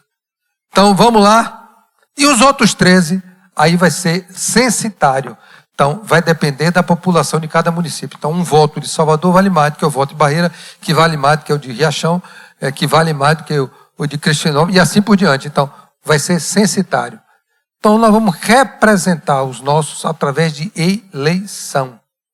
27 representantes. 14 indicados de forma unitária, de forma igualitária a cada município, e 13 censitários. O que é que acontece na hora... Então, nós vamos ter um órgão bicameral, como é o Congresso Nacional, tem a Câmara de Deputados e Senado. Nós vamos ter um órgão bicameral. Decisões dos estados e decisões dos municípios. O que é que acontece nas decisões dos estados? A decisão dos estados, se 20 estados, Arthur, votarem a favor, ganhou. É preciso que esses 20 estados tenham mais de 50% da população do país. Então, se 20 estados votarem a favor de uma coisa e 7 votarem contra, e esses 7 representarem mais de 50% da decisão, não vale, o voto não vale. E nos municípios, não, o voto é igual. Se 14 ganhar, ganhou. Então a CNM está com força por causa disso. Ela garante os 14 e ela garante a votação. Então, o que é que acontece? No caso dos municípios, não tem o limitador de população. No caso dos estados, tem o limitador. Então é importante que vocês entendam isso, que isso vai fazer... Vocês vão ouvir muita notícia sobre isso aí durante os anos que virão. Então o comitê gestor é um super órgão. E o que é que a gente faz, Arthur? Quando eu fui entrevistado aqui pela imprensa da Câmara, eu usei uma frase que eu costumo usar sempre. Existem 3 tipos de pessoa. As que fazem acontecer, as que ficam olhando o que está acontecendo e as que perguntam depois o que foi que aconteceu. A pergunta que eu faço a vocês é: vocês estão aonde? Onde é que vocês querem estar? Vocês querem desenhar a história? Vocês querem assistir a história? Ou vocês querem perguntar o que é que aconteceu? Então é importante que Barreiras comece a partir de agora a brigar por ocupação junto ao comitê gestor. Eu quero opinar. Eu quero estar lá. Eu quero participar. Eu quero estar na eleição. Eu sou Barreiras. Eu tenho força. E cada município correr atrás do seu nisso. Tá certo? Então, cada município tem que buscar o seu espaço no comitê gestor, porque esse espaço no comitê gestor é fundamental. Vocês só vão entender isso com o tempo. Não vai dar para a gente detalhar tudo, porque a visão aqui é dar uma visão panorâmica da reforma tributária. A reforma tributária, com as 2 leis complementares, ela é pequena, deve ter mais de 1000 artigos, e cada artigo mais de 1000 parágrafos, e cada parágrafo mais de 1000 alíneas, e assim por diante. Então, não dá para dar. É um curso de 2 anos. O que eu vim aqui para vocês é dar uma visão panorâmica para que todo mundo fique mais ou menos no mesmo patamar. Esse é o objetivo. Transição, vão ter 2 transições. Transição fisco-contribuinte e transição federativa. Vamos primeiro ver a transição fisco-contribuinte. Como é que vai ocorrer a transição fisco-contribuinte? Em 2024 e 2025, a previsão é que as leis complementares fossem publicadas. Uma foi, a outra está sendo publicada agora, já disse a vocês, provavelmente hoje, no Diário Oficial. E o desenvolvimento dos sistemas. Já está sendo desenvolvido vários sistemas. Nós vamos ter o sistema mais avançado do mundo na área tributária. Esqueçam tudo que vocês veem aí. O sistema dos Estados Unidos vai ser fichinha junto do nosso. Vocês vão entender mais adiante quando eu explicar como é que vai funcionar o sistema. E como é que vai dar essa transição fisco-contribuinte? Então, 24 e 25 é a lei, 26, que é esse ano que a gente está vivendo, é teste. Aí está cheio de problema, a nota não está saindo. Normal. Tudo na vida é passageiro, menos o motorista e o cobrador, tenho certeza disso. Então, isso daqui a pouco passa. Agora, vai dar muita dor de cabeça, e está dando muita dor de cabeça, eu sei. Tá certo? Então, esse é o ano teste. Não vai ter recolhimento, tinha uma previsão de recolhimento, mas a própria lei dispensou. Então, se o contribuinte declarar o imposto, não tem nada a pagar esse ano. É só ele declarar. Não vai ter nada a pagar. Não tem carga tributária esse ano. E a partir de 2027, aí não. Aí a seleção da Receita Federal já está entrando em campo, enquanto nós estamos ainda no aquecimento. Isso vai ter consequências que eu vou falar. Eles já estão em campo. Em 2027 já entrou em vigor. É CBS, CBS, Imposto Seletivo, acabou. Não tem mais PIS, COFINS, IOF, seguro, IPI está zerado, acabou. Já está valendo a CBS integralmente a partir do ano que vem. Ano que vem, quando você emitir a nota, não tem mais PIS, COFINS, é CBS. E nós vamos ter uma partículazinha de nada que não vai significar nada, que é coisa nenhuma. Então não vou nem falar dessa parte da gente aqui. A nossa transição começa a ocorrer. Tem uma pequena parcela do IBS, mas você não vai nem receber. É muito significante. A nossa transição fisco-contribuinte começa em 2029. Ou seja, 2026, 27, 28, continua tudo como antes no quartel de Abrantes. O ISS continua de vocês têm cota parte do ICMS. Então, esse governo, esse mandato do nosso prefeito, não terá nenhuma alteração significativa em termos de carga tributária. Então, já estou trazendo uma tranquilidade aqui para a maioria dos municípios, pelo menos durante esse mandato. A nossa reforma, junto ao fisco do IBS, começa em 2029. E começa como? Em 2029, sai 10% do ICMS e do ISS e entra em campo 10% do IBS. Em 2030, em 2030, mais 10. Então passa a ser 20, reduz 20 de ISS, reduz 20 de ICMS e entra o IBS para compensar. Em 2031, 30. Em 2032, 40. Então, nesse primeiro mandato, continua tudo como antes no quartel de Abrantes. Num segundo mandato, vai ter uma transição, ainda não completou a reforma. Ela vai ser uma transição lenta, tá certo? Então, o impacto não vai ser tão grande quanto. Ela vai ser uma transição lenta. Vai diminuir 10% no seu ICMS, 10% no seu ISS e vai entrar alguma coisa de IBS para substituir isso. Você pode ter um prejuízo, mas nada significativo. Então, o pessoal que está para se aposentar do fisco daqui a algum tempo e tal, a menina jovem começa, coitada, estou com pena de você. Você não vai se aposentar agora, você vai ter que ainda rodar muita estrada. Aposentar, veja, eu posso aposentar nesses 8 anos, nem pense. Então, Arthur, e por que pulou de 40% para 100%? É porque o pessoal do Congresso faltou aula de matemática. É sério. A proposta era 10% ao ano durante 10 anos. Eles mudaram para 4% e esqueceram de mudar o patamar. Era para ser 4 de 25%. Eles esqueceram de mudar. Mantiveram os 10%, 4 anos e depois muda tudo. Então, o terceiro mandato já entra com reforma tributária em vigor, já não tem mais ISS, já não tem mais ICMS e entra integralmente o IBS. Tá claro? Vocês têm um período de transição, quem está perdendo tem um período de sobrevivência, pode respirar, ainda vai ter um pouco de oxigênio até a coisa acontecer lá adiante. Aí já em 2033 entra tudo. Entra em vigor pleno. Não, tudo. Acabou, em 2033 não tem mais ISS, não tem mais ICMS, é só IBS. IBS, CBS. Não, rendimento é imposto de renda, é outra coisa. Qualquer venda que fizer de mercadoria ou serviço vai pagar. 2033 vai pagar. Acabou o ISS. Aí você pergunta, acabou o ISS mesmo? Coitado dos contadores, coitados dos contribuintes. Acabou não. Vocês ainda têm trabalho para fazer. Porque existe uma tal de decadência. E quem não conhece decadência, eu tinha uma dificuldade danada de saber, Lucas, o que era decadência e o que era prescrição. Eu errava na prova como diabo. Aí eu aprendi o seguinte: decadência começa com D. D vem antes de P. Então primeiro vem a decadência, depois vem a prescrição. Aí é fácil agora entender. Decadência é a ausência do lançamento do tributo. Você não lançou o tributo. E prescrição é a ausência da cobrança do que você lançou. O P vem depois do D. Não tem como esquecer. O P vem depois do D. Primeiro é decadência é lançamento. Não tem como cobrar se eu não lançar. Então, primeiro é lançamento. E o que é que acontece?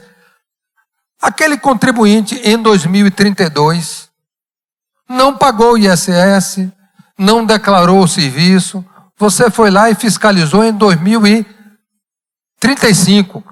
Pode lançar? Pode. São 5 anos de decadência. Então ainda vai ter lançamento durante 5 anos depois do fim da reforma tributária. Então vai ter fiscalização de ISS ainda mais 5 anos. E pior, você faz um auto de infração, a gente sabe que o auto de infração não anda rápido. Ele não anda na mesma velocidade que a gente gostaria. Ele é lento, ele é amarrado, ele parece uma grande estrutura, devagar, quase parando. Esse auto de infração vai demorar mais ainda. Então o contribuinte ainda vai ter que ter recursos de ISS, guardar documento de ISS. Então ele termina, mas não acaba. Ele termina, mas não acaba. Ainda vai ter muito trabalho de ISS depois. Então isso aí é só para vocês entenderem que a coisa não é tão assim como estão falando por aí, não. Então vai ter ainda lançamento. Você ainda vai ter trabalho, menina. Não se preocupe, não. E a transição federativa, tudo. Você falou transição físico-contribuinte. Eu não quero saber de transição físico-contribuinte, não. Eu quero saber o seguinte, a transição entre municípios, aquele negócio que saiu da produção e foi para o destino, como é que vai ficar esse troço? É isso que me interessa, porque é isso que vai me garantir eu receber o salário no final do mês com minha produtividadezinha lá e tal. Então, como é que eu vou fazer? Como é que vai funcionar isso? Aí demorou 50 anos. Eu estou com a expectativa de ver o final, tá certo? Daqui a 50 anos, mais 4, 54, quem sabe, né? A medicina evolui, quem sabe? Santana disse que tem certeza, mas eu estou na expectativa de daqui a 54 anos estar vendo o fim da reforma tributária. Então vamos lá, como é que isso vai acontecer? Isso é importantíssimo para vocês. Importantíssimo. De 2029 a 2078, vai haver uma transição. Por que as reformas tributárias no Brasil não eram aprovadas? Porque estados e municípios não deixavam. Porque é uma mudança radical. Já pensou? Vamos pegar um município aqui próximo. São Desidério tem uma perda de receita de 60% a 80%. De uma hora para outra. Não tinha como. Então era preciso uma transição. E o modelo foi desenhado de transição 50 anos. 50 anos à toa não, porque a ideia de API é que o PIB cresce pelo menos 2% ao ano. E em 50 anos, eu reduzindo 2%, o crescimento do PIB vai suplantar, vai superar, vai propor, vai manter a estrutura de arrecadação. Porque se meu PIB cresce 2%, a economia cresce 2%, a tendência é que o tributo também cresça algo em 2%, já que a vinculação dele é com o PIB e não com a receita. Então, a ideia de 50 anos foi por causa disso. E como é que vai funcionar? Entre 2029 e 2032, aquele 80% da receita que ficou no comitê gestor, daquela retenção, não da etapa intermediária, não do B2B, mas do B2C, vai ser retido. O dinheiro não vai ser distribuído pelo destino, não, gente. Primeiro vai reter 80% do dinheiro, só 20% vai ser distribuído pelo destino entre o período de 29 a 32. E a partir de 2033, 90% da receita vai ser retido e só 10% vai ser distribuído pelo destino. E para que vai reter esse 90%, Arthur? Porque teve uma ideia genial. A receita média de 2019 até 2026, ou seja, até este ano, de ISS e ICMS, será o mínimo que cada município vai receber. Então, a receita média de Riachão entre 2019 e 2026, a receita média de Barreiras entre 2019 e 2026, a de São Desidério e de Formosa, essa receita média ela é uma garantia, não vai se receber menos do que a média da receita deste período.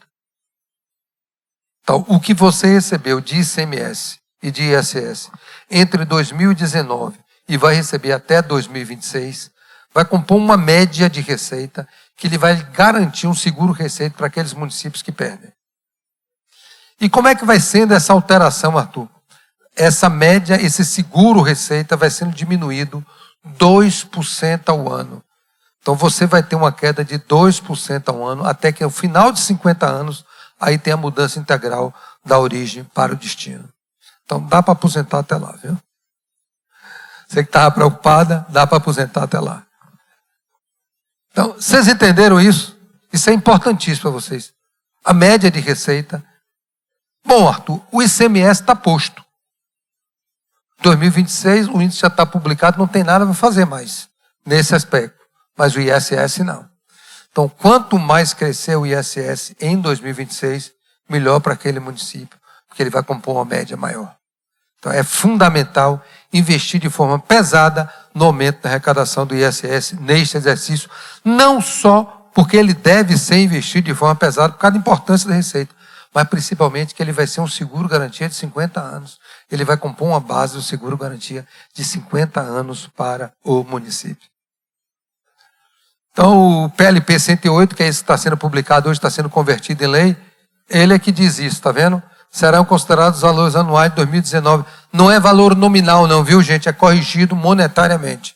Então, é ano a ano corrigido monetariamente. Então, a receita de ISS e a receita de ICMS desse período vai compor uma média que vai ser uma espécie de seguro-receita para aqueles municípios que perdem. E os municípios que ganham só vão ganhar um pouquinho por enquanto e vão cada vez mais ganhando um pouquinho até o final, completar a integralidade que só ocorrerá 50 anos depois. Ok?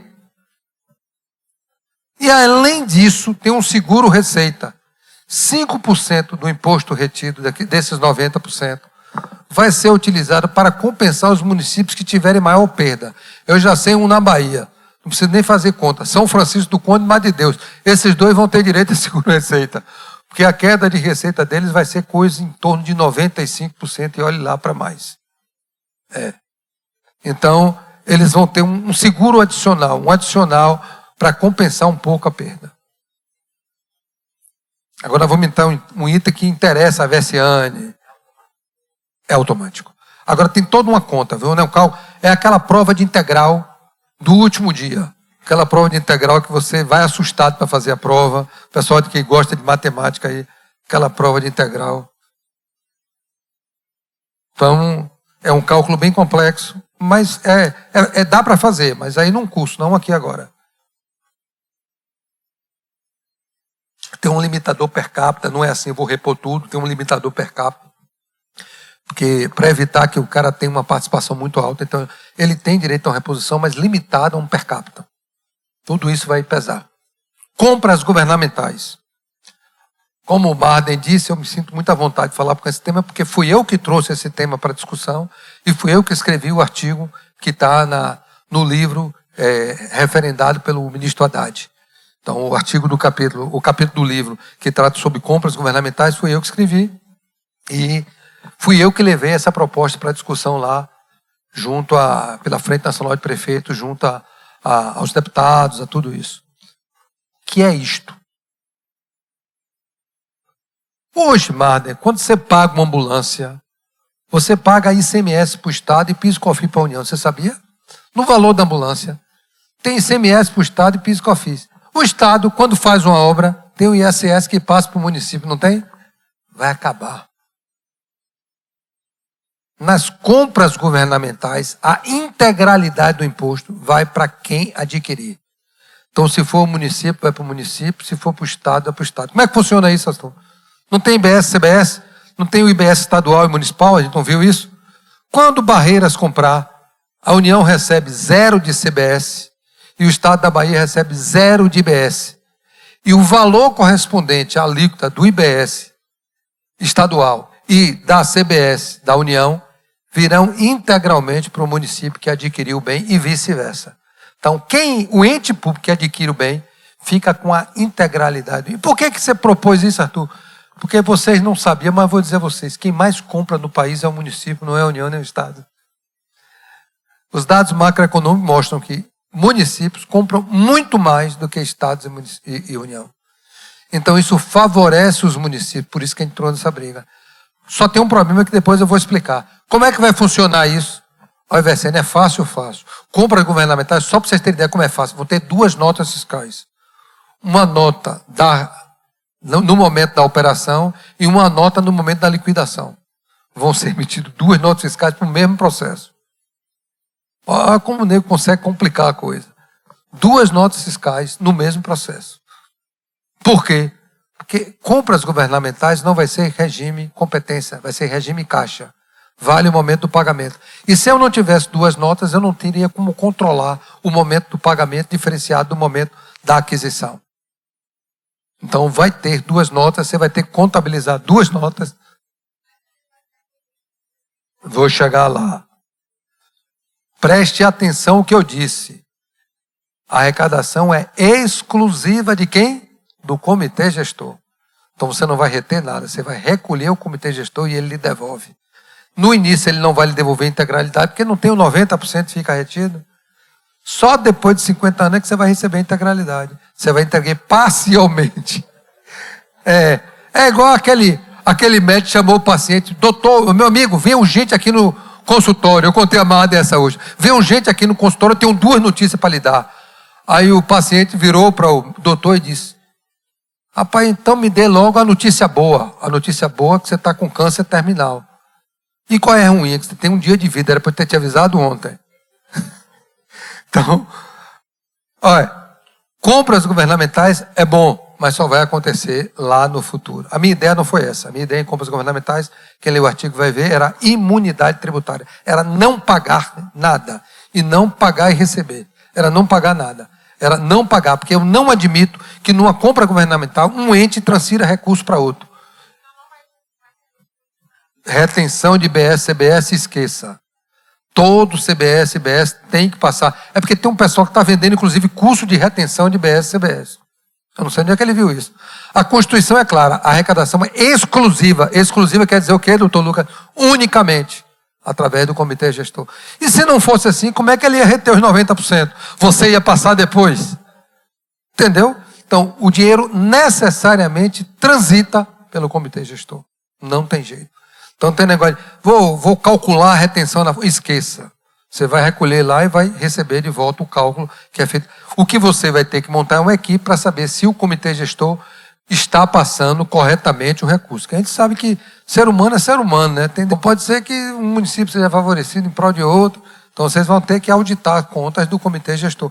Hoje vocês não fazem acompanhamento de valor adicionado, vocês vão ter que fazer acompanhamento do repasse. Então vai ter que ter um grupo de auditores especializados para saber se o repasse está sendo feito conforme está disposto na lei. Porque a gente sabe o que acontece, sem querer, vai para um, vai para o outro.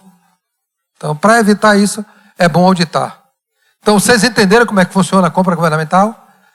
Olha, a contabilidade, o pessoal me perguntou, muda alguma coisa? Eu digo não. Não muda alguma coisa, não muda tudo. Contabilidade pública vai ter que ser revisitada com a reforma tributária. Tá certo? Vai ter que ser revisitada. Inclusive, no curso que eu dou, o Marden está lá na equipe, vai ter uma pessoa que vai falar para vocês, que é a Luciana, que é a diretora financeira de Salvador, que ela é quem está ajudando a escrever o regulamento que vai tratar dessa matéria. Então, ninguém melhor do que ela que está escrevendo como vai ser contabilizado para explicar. No dia eu aviso a você, Vecina, fala com o Marden, avisa e eu abro para você assistir. Luciana vai fazer uma palestra para a gente lá, explicando como é que vai funcionar essa contabilidade. Vai ter uma mudança significativa também na contabilidade. Você vai ter que repensar PPA, LDO, LOA, vai ter que abrir conta para IBS, não sei o quê. Vai ter que... uma série de coisas. Existe um fundo de compensações de benefícios fiscais, que como o Marden me falou que estariam empresários aqui, olha, como tudo na vida é escasso. Tem muito dinheiro, mas é escasso. Olha, a escassez é tão séria que na lâmpada de Aladim você só tem direito a 3 pedidos. Repare bem. Lá que o cara podia deixar pedido indeterminado, só tem direito. Os recursos são escassos e as necessidades são ilimitadas. Então vai ter um montante de recursos, quem chegar primeiro ganha. Quem chega primeiro bebe água limpa, não é assim? Então eu recomendo aos empresários do município que verifiquem se eles têm direito a benefício fiscal, se eles estão recebendo a integralidade, se não estão, para fazerem um relatório de auditoria, entrarem junto ao Estado e pedirem a reposição, porque tem um fundo específico. Por que isso, Arthur? Porque durante a transição vai diminuir o incentivo fiscal que foi dado. E aí é para o ICMS só, viu? Não fica alegre não, que ISS não teve isso não. É só para ICMS. Então aquelas empresas de ICMS que vão ter perda, porque vai acabando 10% no ano, 20% no outro, 30% no outro, vai ter direito a acesso a um fundo em que a União vai depositar um dinheiro e eles vão ter direito a este dinheiro. Só que para isso tem que ter homologação do Estado, tem que ter todo um trabalho de acompanhamento. Eu só citei porque Marden me disse que podia ter empresário para chamar a atenção disso do empresariado. Os valores são pequenos, é 8 bilhões em 2025, que não teve nada, foi zero. É 16, 26, 24, e aí vai diminuindo porque em 32 acaba. Por quê? Porque os incentivos fiscais de ICMS acabariam em 32. Eu não vou entrar em detalhes aí. Existe também outro fundo, o Fundo Nacional de Desenvolvimento Regional. Esse fundo é importante para vocês. Eu briguei muito na reforma para que 25% desse fundo fosse para os municípios, mas não logrei êxito. A briga da CNM com a Frente Nacional de Prefeitos não permitiu politicamente a gente conseguir esse ganho. Então esse fundo vai ser todo para os estados. Para que é esse fundo? Para diminuir o impacto da guerra fiscal. Hoje a guerra fiscal é quem trai empresa. Então eu não vou ter mais guerra fiscal para atrair empresa. Então como é que eu atraio empresa para o meu município? Como é que eu atraio negócio para o meu município? Eu vou buscar recursos nesse Fundo Nacional de Desenvolvimento Regional. Então esse fundo vai ter recursos da União, ele vai ser um instrumento de combate. Depois eu vou dar um exemplo. 70% do critério do rateio do fundo é de acordo com o FPE e 30% de acordo com a população. Para que pode ser usado os recursos desse fundo? Para fomento de atividades produtivas, infraestrutura, inovação e difusão tecnológica, desenvolvimento científico e tecnológico. Terá prioridade os recursos de ações de preservação ambiental. O município não tem acesso. Mas é lógico que se o município desenhar um projeto bem desenhado e levar para o governo do estado, existe uma possibilidade. Claro que depende de negociação política, ninguém é menino, mas existe a possibilidade de lograr êxito aquele projeto. Eu vou dar um exemplo de projeto que pode ser usado, eu sempre dou esse exemplo. Quando eu dou no sul, o pessoal toma susto. Vocês conhecem algum município que não chove 365 dias no ano? Eu conheço vários. Aqui na Bahia tem um bocado. Não chove. É sol o ano inteiro. Por que esse município não produz energia solar? Não tem uma usina de energia solar no município. Sol 40 graus na sombra. Por que não produz? O recurso natural está lá. Não produz, eu vou explicar por quê. Porque não tem linha de transmissão. Eu vou produzir para quê? Se eu não tenho para quem vender. Então é igual o cara que produzisse alguma coisa, não tivesse estrada para ele transportar. Então, para que ele produza, é preciso que tenha linha de transmissão. Então, qual seria o projeto, por exemplo, do governo do estado da Bahia? Fazer um projeto para investir em linha de transmissão, passando por esses municípios onde tivesse capacidade de produção de energia solar. Então, ele fazendo a linha de transmissão, o próprio mercado responderia. E qual é a vantagem disso? Aumento de renda dessa população, geralmente são pequenos agricultores, um aumento de renda substancial com o pagamento do royalties desta área que a usina, que a empresa de energia solar não vai comprar terra, ela vai alugar, digamos, a terra, vai pagar pelo uso da terra. Então o cara vai receber uma renda que ele vai consumir no local mesmo, vai circular a economia. Então essa é uma das ideias propostas para quê? Para a utilização do Fundo Nacional de Desenvolvimento Regional. Pode ter outras. Essa é apenas uma ideia para explicar a vocês o porquê este fundo, qual é o objetivo desse fundo, tá certo? E qual é a importância dele. Então pensa num negócio desse. Já pensou quanto de energia solar a gente não estaria produzindo? Os valores desse fundo, eles começam com 8 bilhões em 2029, que é o momento da transição, e ele conclui em 2043 em diante com 60 bilhões de reais ano. Esse valor é corrigido monetariamente anualmente pelo IPCA. Então é muito dinheiro que vai estar disponível. Então, mas só tem direito a 3 pedidos. Se gastou esses 3 pedidos, então, por mais que tenha dinheiro, tem que correr, tem que estar antes. Novamente, só bebe água limpa quem chega primeiro. A gente dizia lá na reforma tributária que quem chegou primeiro, e aí nos municípios foi a CNM, sentou na janela. Exceto São Paulo, né? Que São Paulo senta na janela a hora que ele chegar. Não tem jeito. Ele sai empurrando todo mundo, senta na janela. Ele é grande. E foi o que São Paulo fez. Empurrou todo mundo, tanto o Estado quanto o município de São Paulo, e estão sentados na janela agora. Eram contra a reforma e agora estão sentados na janela, vendo a brisa do mar. Então, é importante que a gente entenda que quem chega primeiro. Então, nesse caso, eu acho que Barreiras tem que pensar em projetos, para o prefeito levar para o governador, já desenvolver, para 2029 dizer, olha, eu tenho um projeto. Se o Estado não tem, eu tenho um projeto para a minha região. Mesma coisa, cada município fazer o seu. Cota parte do IBS estadual. Juliana está desempregada. Não vai ter mais acompanhamento de ICMS. Dona Rita, coitado, viu? Se aposente logo, viu, Santana? Não vai ter mais. Como é que vai ser a distribuição do IBS estadual? Primeiro, o IBS estadual, para mim, o repasse para o município é um absurdo. Não devia ter repasse, devia vir direto pelo IBS municipal. Mas não teve jeito, não teve como convencer a PI disso. E a PI bancou lá a ideia dele. Então, hoje você não recebe 25% do ICMS do Estado, você vai receber 25% do IBS estadual também. Então, o percentual que você recebe de ICMS do Estado, só que o critério é diferente, não é mais valor adicionado. O critério agora vai ser o quê? 80% população, 10% critério de melhoria de educação, 10% dividido em 5% preservação ambiental e 5% igualmente para todos. Então, acabou o valor adicionado. Acabou acompanhamento e valor adicionado. Não vai ter mais sentido. O que vai definir o repasse do IBS estadual é o quê? População, critério de melhoria de educação, 5% ambiental e 5% igualmente para todos. Então, é este o modelo do repasse do IBS estadual. Então, quando acabar completamente o ICMS, acabou o trabalho de valor adicionado. O critério de repasse é esse, está definido. Acabou. Daí a importância de melhoria da educação nos municípios, que a melhoria da educação traz hoje resultado. Resultado o quê? Dinheiro na conta. Deixou de ser uma questão sociopolítica, passou a ser uma questão econômica para os municípios.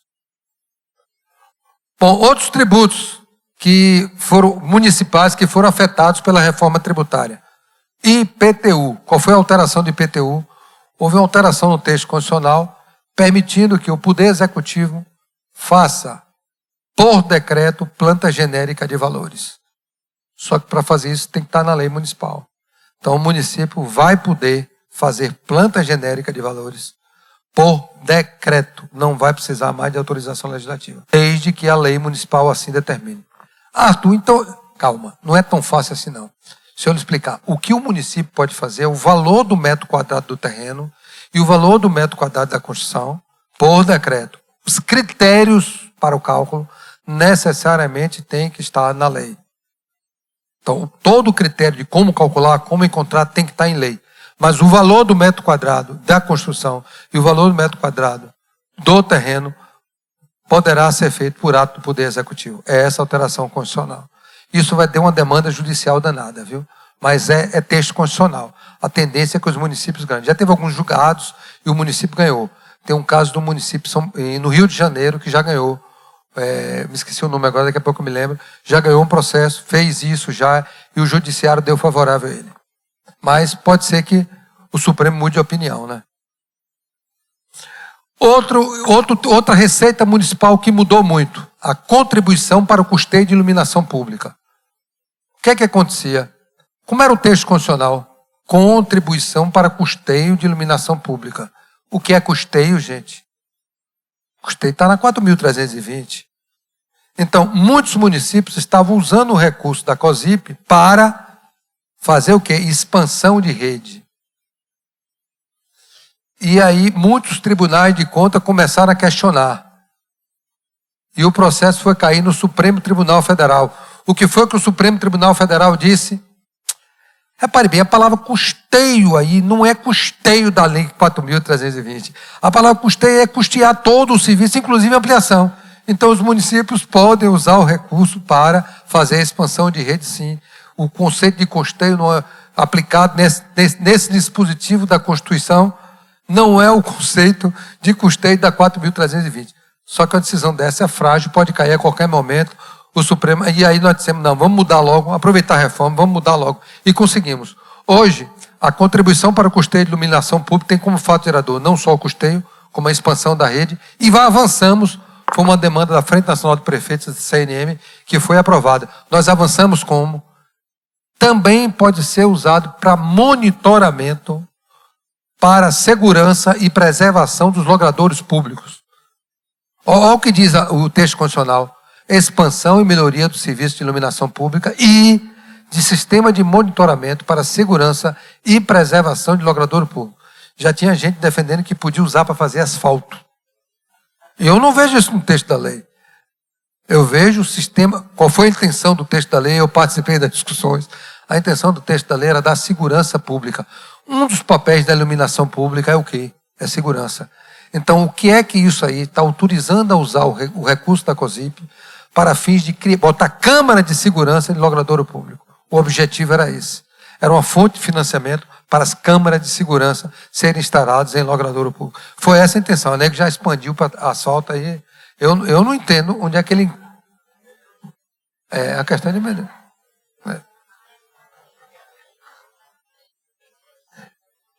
Novidade.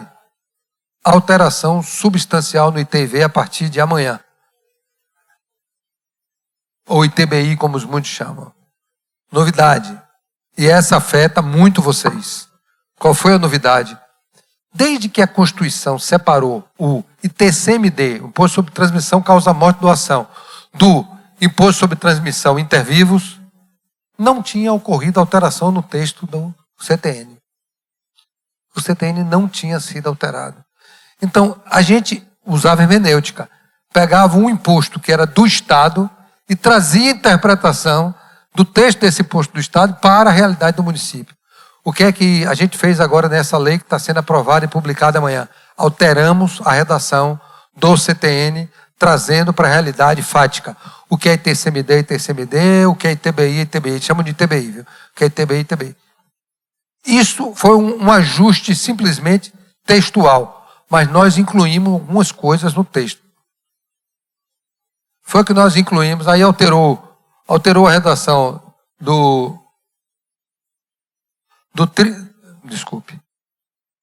alterou a redação do 35 e criou um 35A.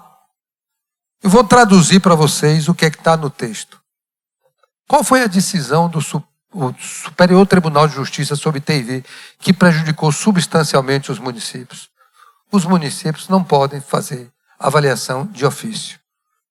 O que quer dizer isso, gente? No Código Tributário Nacional existem 3 possibilidades de lançamento: de ofício, por declaração e por homologação. Tá certo? Bom, o de ofício, por exemplo, IPTU, você tem todos os dados, lança de ofício IPTU e está lançado, acabou. Ofício por declaração. Você declara, por exemplo, nota fiscal eletrônica em muitos municípios, hoje é por declaração. Você declara o que declarou, se você não pagou, já vai para a dívida ativa. Ponto. E por homologação é quando o contribuinte paga e depois que há o lançamento.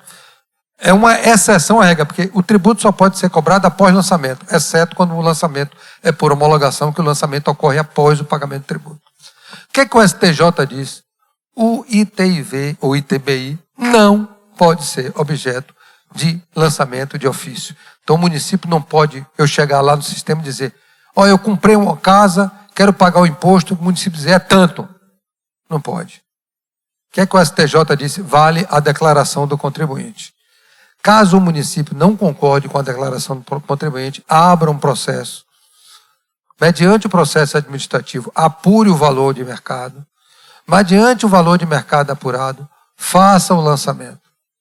E aí, o ministro Gurgel disse que existem 2 possibilidades de lançamento do ITIV, ou ITBI.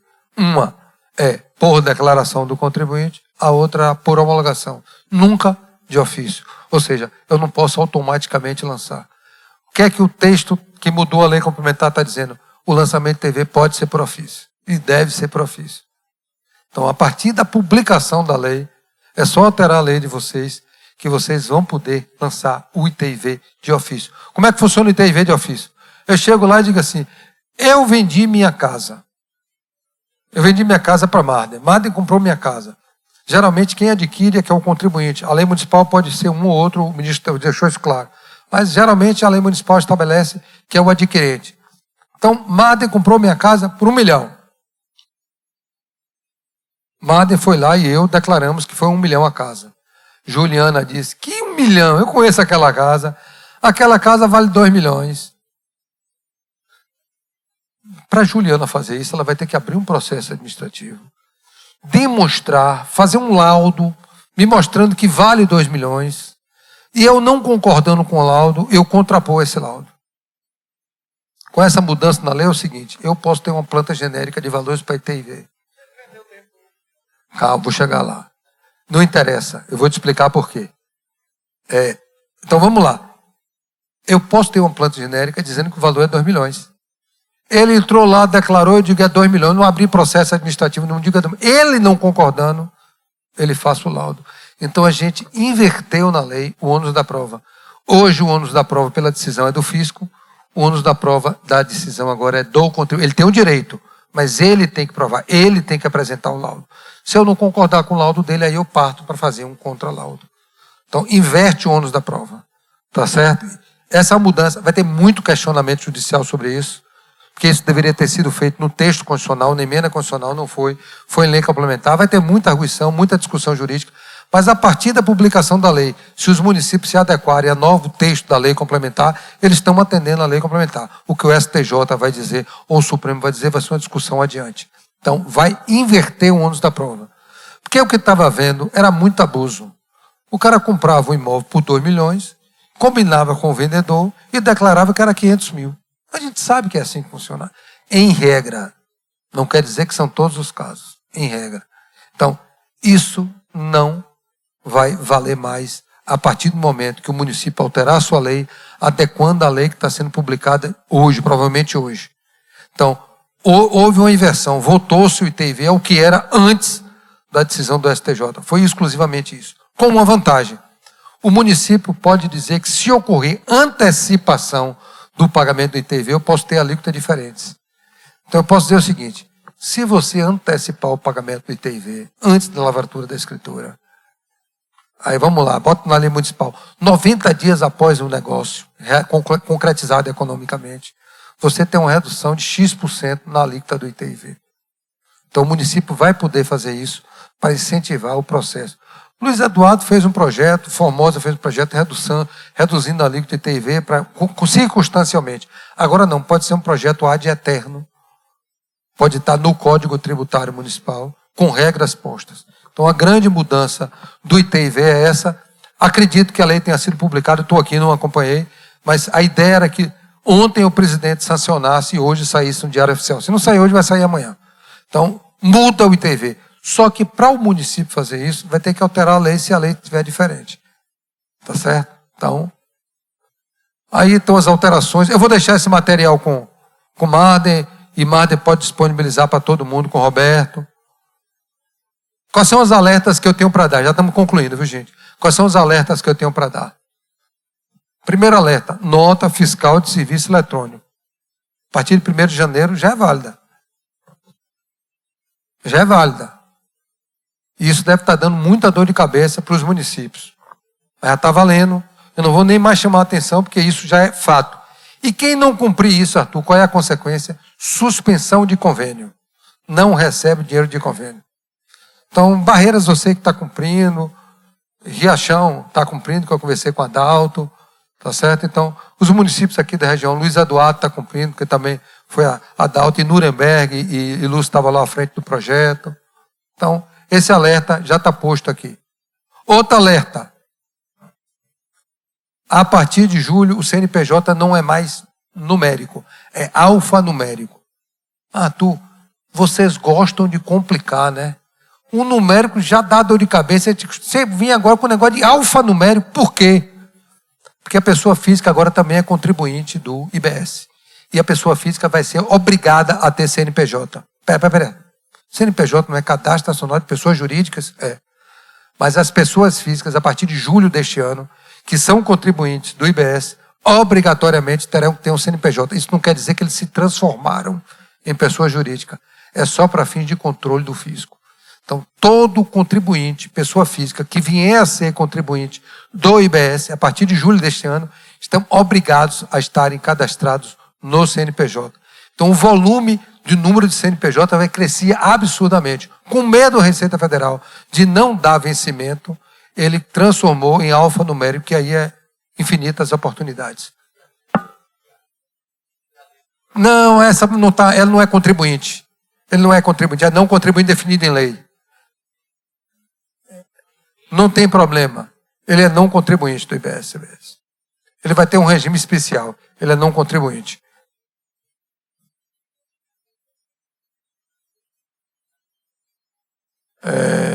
Aqui está a instrução normativa. Bom, agora vamos para os números, Marden. Como é que vai ficar? Qual é a previsão de número de barreira? Eu sei que vocês não estão enxergando muito bem, porque o pessoal está precisando de um oftalmologista, mas eu como fui, estou vendo bem. Então eu vou traduzir os números para vocês. Isso aqui é uma previsão que foi feita pelo pessoal do Ministério da Fazenda. Isso não é dado que pode ser divulgado abertamente. Estou divulgando aqui porque o próprio Marden me autorizou. Isso aqui é uma previsão de o que pode acontecer com Barreiras. Em números. Só que isso aqui foi feito o cálculo em dezembro de 2023. Mas não muda tanto. Pode ter uma mudança, 5% para mais, 5% para menos, mas não muda tanto. Então vamos ver o que é que acontece em Barreiras. A média de ISS de Barreiras, de 2019 até 2023, foi de 54 milhões. Média, ano. O ICMS médio ano, neste mesmo período, foi 140 milhões.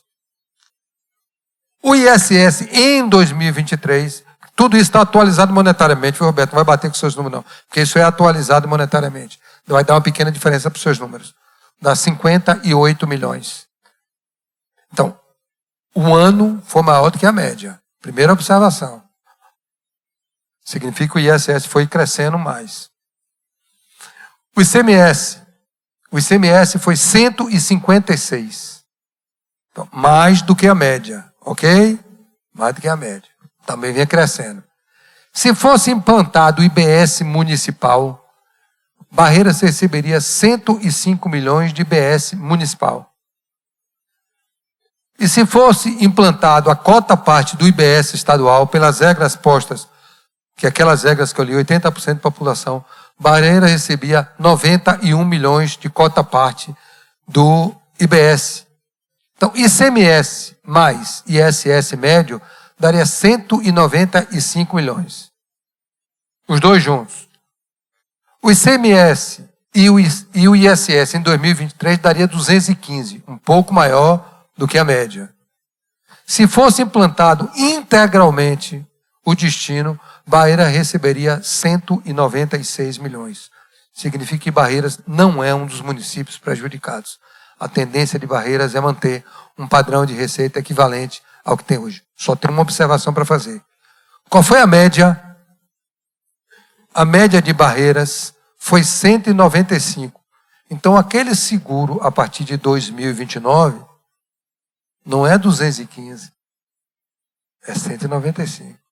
Então, vamos imaginar que vá ser aplicada a média, que esses números estejam corretos. Então, você teria uma queda de receita de 215 para 195, só com a mudança da origem e destino, só no primeiro ano de transição. Entendeu? Então, falar em média não quer dizer que você vai receber a receita do último ano, não, viu? Esqueçam isso. Média é média. E isso se aplica a Riachão, São Desidério, Luiz Eduardo. Média é média. Então, quando a lei fala que você tem garantida a média, significa que nesses cálculos você teria garantido 195 e não 215. O que é que eu estou alertando? É que esses municípios, e aí Barreiras é o que menos é prejudicado, depois vem Luiz Eduardo, depois vem os outros que são muito prejudicados, como é o caso de Formosa, Riachão, São Desidério. Esses municípios têm que pensar o seguinte: como é que eu faço investimento se eu tenho despesa de custeio? Então, a partir de agora, tem que pensar com muito cuidado tudo que a gente vai fazer do reflexo do custeio, porque mesmo Barreira, supostamente não perdendo, ele perde. Ele perde quase 10%. Então, no primeiro ano já da reforma, ele já começa perdendo 10% em média em relação ao último ano dele. Então, embora ele não perca, aparentemente, e como é que eu faço para diminuir esse impacto? Aumentando o ISS desse ano para aumentar um pouco mais a média.